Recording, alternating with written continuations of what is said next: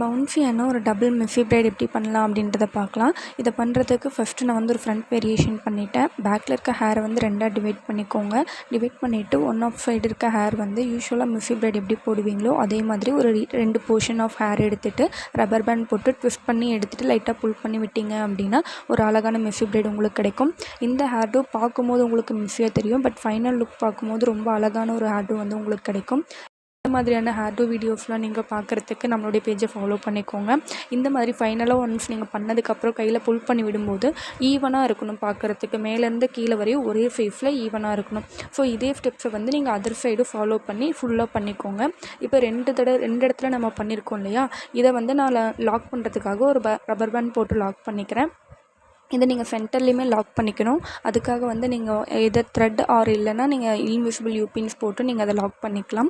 Once இதை lock பண்ணதுக்கப்புறம் hair ஆக்சசரிஸ்லாம் வச்சு பார்க்கும்போது இந்த ஹேர் டூ ரொம்பவே அழகாக இருக்கும் பார்க்குறதுக்கு. இப்போ நான் என்ன பண்ண போகிறேன் அப்படின்னா, இந்த ஹேர் டூ கம்ப்ளீட் பண்ணியாச்சு, பட் கீழே இருக்க ஹேர் வந்து ரொம்ப தின்னாக இருக்குது இல்லையா, ஸோ இது பார்க்குறதுக்கு ஒரு ஈவனான லுக் கொடுக்கல. ஏன் அப்படின்னு பார்த்தீங்கன்னா, மேலே இருக்க ஹேர் நீங்கள் பவுன்ஸாக பண்ணும்போது கீழே ஹேரை தின்னாக விட்டிங்கன்னா பார்க்குறதுக்கு அவ்வளோவா நல்லா இருக்காது. ஸோ அதுக்காக நான் ஒரு சின்ன டாங் எடுத்துகிட்டு ஒரு வேவி கர்ல்ஸ் மாதிரியான ஒரு லுக் வந்து நான் க்ரியேட் பண்ணிக்கிறேன். இது ஆப்ஷனல் தான், உங்களுக்கு நீடட் இருக்குது அப்படின்னா நீங்கள் கண்டிப்பாக பண்ணிக்கலாம். ஸோ உங்களுக்கும் ஹேர் ஸ்டைல் கிளாஸஸ்லாம் வந்து படிக்கணும் அப்படின்றப்ப போத் ஆன்லைன் அண்ட் ஆஃப்லைன் ரெண்டுலேயுமே நம்ம கிளாஸஸ் கண்டக்ட் பண்ணிகிட்ருக்கோம்.